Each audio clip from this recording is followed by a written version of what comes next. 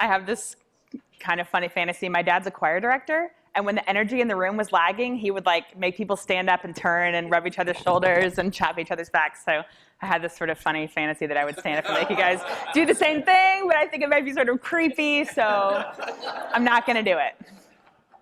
But I recognize that you guys have been inundated for 2 days with information and that I'm the only thing standing between you and Victor's genius roundup. So thanks for your attention. I appreciate it. So when we talk about engagement, what we're really talking about for me is the audience. It was interesting for me what Callie was saying from Time about how everyone's job is social, because what that feels like to me is that everyone's job is audience. Not that everyone has to be genius about sharing things socially, but everyone has to be in touch enough with their audience to know how something's going to resonate, how it should be published, where people are talking about things. So for me, this experiment that I'm in continually around community engagement is, what are the ways that we can better serve? What are the ways that we can better identify who our audience is? So I work in a newsroom across the street, the Columbia Missourian, that is run by professional editors and faculty, myself included, and staffed by students in the journalism school here. So Katie, who you heard from earlier as part of the Gistery team, is on my team this semester. She's enrolled in a class called Participatory Journalism, and as part of that, she has a staff component at the Missourian. So this is the bustling newsroom on Election Day this fall, which is a fun time to show a newsroom. Basically, we tell journalists the first day they show up to work here that the purpose of the newsroom is to serve the community. So within that, the purpose of my team is to find more and better ways to do that, right? So more and better ways to be responsive, to be in conversation, to be inviting people to help shape our agenda, to be involving people in what we do. So there's a lot of what we've talked about here happens on my team: analytics, social strategy, user content, crowdsourcing. I want to talk specifically. My goal today was to talk about some key questions that we ask kind of on the fly. As news is happening, what are the questions we ask that allow us to respond to it differently, this expanding toolbox? So I picked 2 very specific stories. I want to get all grassroots on you and show, like, in my town of 100,000 people, I'm the second newspaper in town in a really crowded media market. What is the role for my newsroom? So specific readers, specific stories, specific strategies. So here are the 2 stories I want to talk to you about. Almeida Creighton died last year. She was the first Black city councilwoman in Columbia, an absolute institution. She got that way not by rubbing shoulders with powerful people, although she was adept at doing that, but by staying really true to who she was, staying in the neighborhood she'd grown up with, single mom, health problems, low income, amazing, amazing woman. So when she died, that was a large community story. Completely different story this fall. Happy liberal hippie college town here has proposed a ban, restrictions on plastic bag use in grocery stores, right? So there's the segment of the community that's super excited about that, and the segment of the community that says, what are you talking about?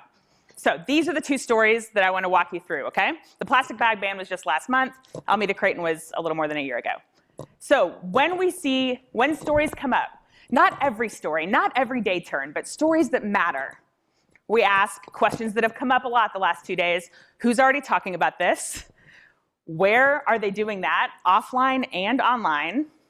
And who most wants or needs the information that we're gathering? So when we as a newsroom say, plastic bag ban, this is a big deal, what are the questions people have? Then we say, who is most likely to need those answers and not get them? Are they going to get them in the ways that we typically distribute?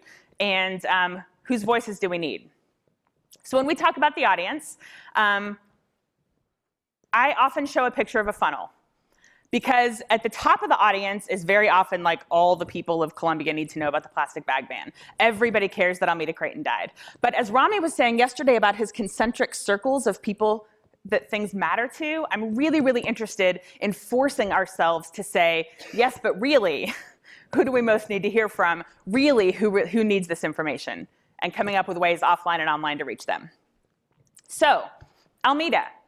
We very easily wrote what we call a life story. We do featurized obits on everyone we can in the community who dies. So we very easily connected with the names on Almeida. Everyone wants to talk about Almeida. So we have a life stories, but you know what? Like, it was a lot of people I'd already heard of. It was not her neighbors. So we wrote a life story, and then we thought, does everyone who really cared about Almeida, are they going to find it? Did they pick up the print paper today, and are they logging onto our website? So clearly the answer is no. So we took the life story we wrote and printed it out. One of our most absolutely fantastic engagement tools at the Missourian is the copier, because this is just a front and back piece of paper. We print several hundred copies. People on my team, as they're out and about, the reporters as they're interviewing people, and just someone who's got a few minutes to spare, walk around town, hand them out. The most powerful moment came when one of my students, Nate Anton, handed one to a homeless man who said, "Oh my gosh, do you have more copies of this? I want to take one to my friends." And Nate ran back to the newsroom, printed 100 more copies, and came back. People who knew her. That's the kind of woman she was. That's the kind of exposure she had, that she was on a first-name basis with the homeless community as well as the city manager. So on the back of this handout, when we put something in people's hands, there's always an invitation attached. So here we invited people to send us their reflections about her. Now I have to tell you, we got reflections about Almeida, but they were not from the people who got this handout. This invitation didn't do anything in this case, because the people who were likely to log on to a computer and send us their reflection, we probably interviewed them, or they saw it online, or they saw that invitation in the paper, right? Not the handout around town, but we do it anyway. In terms of plastic bags, man, people make that easy sometimes, because there's a Facebook group, Columbia, Missouri Plastic Bag Ban Facebook group. So easy to find conversations there, easy place to paste links. What we question there, though, is whose voice is missing? Whose perspectives are we not including, and how can we invite them? So my next favorite non-techie tool is the whiteboard.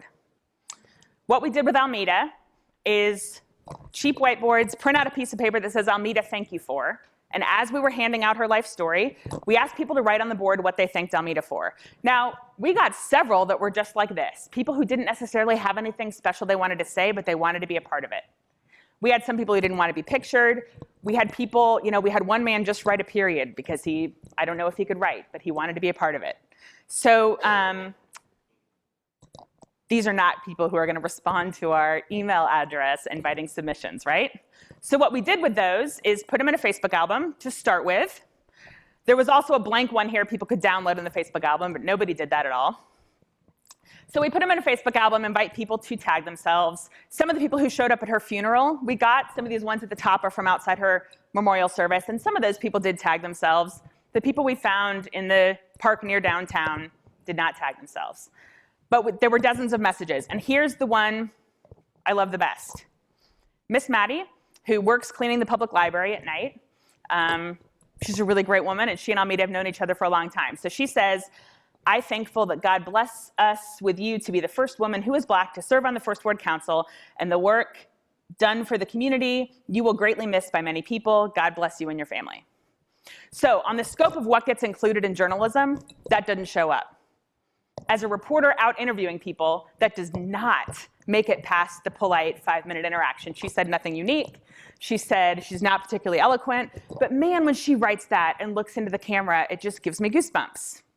So she's part of the Facebook album. Also, we put some in print with the print coverage of Almeida's memorial service. And you know what? Photo editor said to me later, "I am sure glad we had those Black faces, because the photos we chose from the memorial service were too white." So it was kind of this is not a very good photo. The lighting's terrible. Like, we had lots of conversations about how to do that better, but really, really important story to be telling.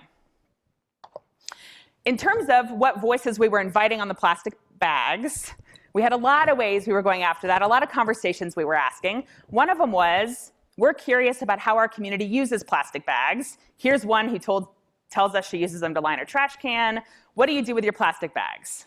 So this is one where we can ask on our Facebook page, and plenty of people will weigh in. I almost always take them to the store. My dad gives me plastic bags with odds and ends, blah, blah, blah. A ban on these things is asinine. We get lots of people weighing in. Diapers. It's a nice image. Probably the most surprising one, I hang them on the back porch to frighten birds. I didn't see that one coming. So the people who weighed in were overwhelmingly in favor of the ban on plastic bags. Whose voice is missing? I would like now to introduce you to Alan. Alan Fenewald is one of our reporters, and he was working on the plastic bag story.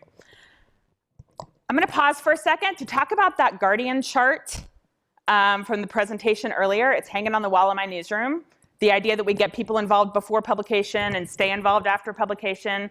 Alan is just a reporter, new in our newsroom this semester, reports to one of our city editors, John Schneller, who is a huge, huge fan of that chart and who has incorporated it into how he does business. So he says to Alan, man, you need to be out talking to as many people as possible about this plastic bag ban. So he goes out to ask people what they think. He comes to me after his first time out talking to people at Walmart and says, at least 6 out of 10 have no idea what I'm talking about. Now I want to just pause for a second, because journalists, man, we talk to each other a lot. And we talk to other super educated, involved people a lot. So we've done a ton of coverage of this. It's all over the news, right? It's the headlines out of the city council meetings. 6 out of 10 people had no idea. So pause for a second, like that's an information need. These are people we are not reaching. They're not our usual customers. So Alan says, I think we should do something about that. He's not on my team. A few people have said, Amy Webb said the first morning, like this is everybody's job, right? Alan is not on my team. That gets me more excited than just about anything else. When people who do not report to me say, I have a great idea, it has to do with the audience. That's great. I've said from day one that I want to work my team out of a job. My team came out of an RJI fellowship here. That's great. I talked to a lot of really smart people. I came back with a lot of ideas, and I totally wish that we did not need separate people in the newsroom to make them happen, and people like Alan are making that more of a reality. So we make a handout. Hello, copier. My copy code gets used a lot. You know what? This is the highlights of the proposal. Here's what's happening. Here are the details. Here at the bottom is how you can make your voice heard, either with community leaders or with us. Alan's contact information and maybe mine, I'm not sure. So we send Alan back out. And then when people say, I don't know what you're talking about, leave me alone, he at least has something to offer them. We also uploaded the document so that we could share it back in that plastic bag ban group and invite them to download it and hand it out as well. So I ask a lot in the newsroom, not for everyday turn story, but for stories that matter. What do you hope your coverage will accomplish? So here are some things that that we wanted to accomplish. With the plastic story, we wanted to find out what people didn't know. So we go out and ask them, and we find a way to give them the facts that they're missing. For Almeida, we really wanted to produce a collective community tribute, and there's no way that would have been possible through traditional reporting methods.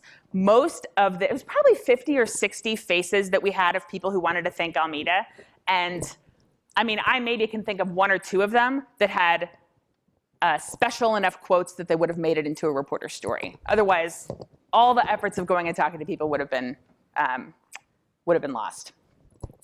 We want to inform our coverage with actual priorities from readers. So when we hear them say, wait, hold up, don't move on to that yet, because we're still back here, we have no idea what you're talking about, then we stop. It was the speed of inclusion. Was that the phrase from earlier? We go with the speed of inclusion, right? So if they're not with us yet, back up. They don't have it. We do a lot of these handouts, and we have made money. In the fall, we did a really fun one that had to do with the 100th anniversary of a mascot at a local high school. And when we took a handout to the high school at their last home football games, the Booster Club paid to put an ad on the back. So we made $150 using the copier. And you know what? We got huge return rates. More than half of the people who were handed that sheet of paper kind of summarizing our content around the 100th anniversary of this mascot, more than half of them came back to the unique URL that I put on the handout. Drive readership or find new audiences, that happens a lot. So by going and finding the plastic bag Facebook group, which I know is something that a lot of you guys would try, we reach people who might not be using us, and then they tune into our channel more. But really the offline stuff is what excites me the most. There's something about that feedback of putting something in somebody's hand that they are grateful for that's just kind of crazy. And then capture voices that would otherwise be missing. This is huge for me. When I can say to one of my colleagues, I'm going to help you tell this story better. I know that you wish you had, tell me who you want to find for your story and let me help you. Now, the really dark, ugly flip side of that is lazy reporters who say, I can't find a source. Could you find me a source? So you know what? I'm just really, really good at saying that's not going to work. Those people aren't on our Facebook page. You want way too specific a question for me to be able to help you with. Let's talk otherwise. Let's talk about who we know, who might be able to connect you, whatever. I want to end by talking about how to measure. We do a lot of work around measurements. We look at web metrics, depth of visit, loyalty, views, time spent. We look at that across the site. We look at that for specific stories with a real focus on what are we going to do with this. So we have a real focus on before an annual event, looking back at the last year's coverage. Let's look at that. Sports, things that we cover over and over. But also, let's look at the last 2 weeks of plastic bag coverage and see which links are still being shared and which ones people are actually consuming. And let's make decisions about what else needs to be done based on that, or what else needs to be shared again. Some of these are just brainstormed lists from, I do some work in impact measurement. And I have a long list I'd be happy to send you guys. I'll tweet it after with kind of a brainstormed list of impact measurements. But conversation, like if your stated goal is conversation, measure the number of comments or the number of unique commenters. Or maybe if you're looking for back and forth, the number of comments that are a reply to somebody else's comment. We work a lot in invitations. And we pay attention to the quality of the invitation. So if I invite people to take a quiz, I don't only care how many people complete the quiz, I care how many people saw the page and were invited to take it and then complete it. So we look at that completion rate. We look at how many people saw a Facebook post and then chose to respond, not just how many people responded. Because if Facebook only showed something to 100 people, I can be a little bit easier on myself, which happens. I can be a little bit easier on myself about how many people actually reply. On our team, we look a lot at the efficiency of efforts, and I know that you guys do not have the luxury of a team of students, even if they only work a few hours a week. I do have a team of students at my disposal. So we do a lot of talking about that didn't work, let's not do that again, or how are we doing this better, or how are we sort of automating this thing that we had to start from scratch last time. We make a how-to doc for everything so that we're not starting from scratch every time. We measure sources included.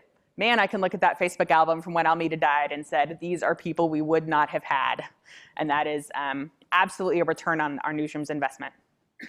And then probably my favorite, because I want to work myself out of a job, is the newsroom recruits to these philosophies. So truly, when I get out of a class or a meeting and the city desk has already created a storify of something because no one from my team was there to do it, that just gets me super excited. So a lot of what we do is social. I really resist saying that my job is social media because I think that's way often narrowly interpreted. But I think these 2 days show how broadly it can be interpreted. And if my job is the focus on the audience and that conversation, then I'm happy to say that my job is to be social. Cool, that's what I got. And I didn't even make you stand up and rub each other's shoulders. Although someone could rub my shoulders after I'm done, that would be fantastic. About 2 minutes. Anybody have a question or comment or thought for Joy? My feelings will not be hurt if you do not. I know it's the very end of the day. Linda's got a question. I'm curious, Joy, with the folks on the Tribute and otherwise that you weren't reaching before, how you've been able to continue reaching them or continue engaging them or just sort of walk them through having a more substantial relationship with the newspaper. Yep. You know what, sometimes better than others. The people we found at the park that day who we got to scroll something down, we did not then invite contact information.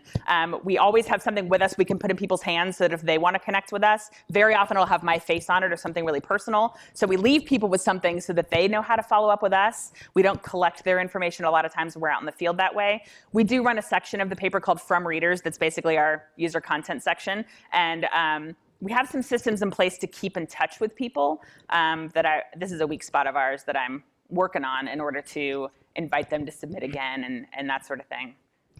That's really hard. And it pains me that those 50 people probably don't even remember who we were with and probably never saw the picture and it probably didn't change their relationship with us. But for the people who saw it, it changes their perception of our involvement with the community.